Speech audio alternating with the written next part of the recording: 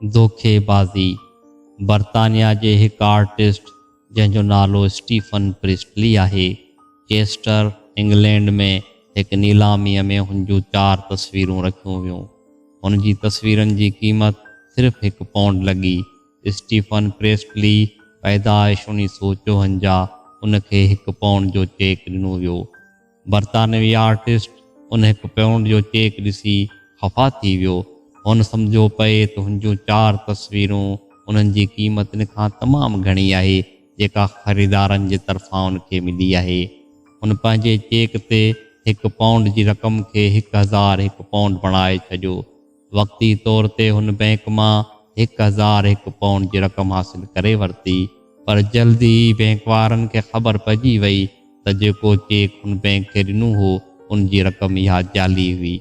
Stephen प्रिस्टलीअ खे police जे हवाले कयो वियो। हाणे हू जेल में धोखेबाज़ी जे सज़ा भुगते रहियो आहे। हिंदुस्तान टाइम्स 2 अक्टूबर 1981।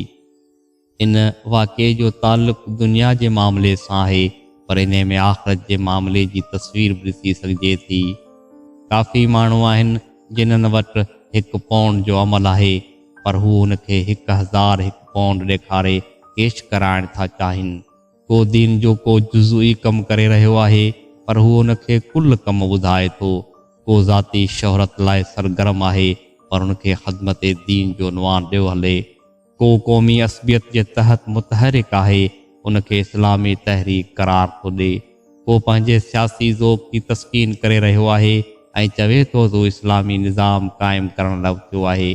को दौलत ऐं इज़त जे ख़ातिर कंहिंजे पोयां टुड़े थो ऐं उनखे इस्लामी अख़ुवत ऐं पुरफ़ख़्र लफ़्ज़नि सां यादि थो करे। को बहसनि ऐं मनाज़रनि में मसरूफ़ आहे ऐं सम्झे थो अहयाए इस्लाम जो को मुजाहिद आहे। को मामूली इस्लाह जो कमु करे पियो ऐं उनखे दावत तबलीग जो शानदार कारनामो थो सम्झे। इन्हनि मां हर शख़्स मौजूदा दुनिया में भरपूर तरीक़े पंहिंजी क़ीमत वसूल करे रहियो आहे। हू पंहिंजे मामूली अमल खे तमामु वॾो अमल साबित करे ख़ुशि आहे, पर मौत इन सभिनी ख़ुशफ़हमियुनि खे बातिल करे छॾींदी।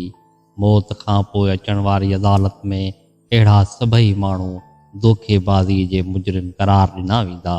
अॼु जी दुनिया में हू पंहिंजे 1 पाउंड जे चेक खे 1001 पाउंड जी रक़म कैश कराइण में कामयाब थी विया हुजनि।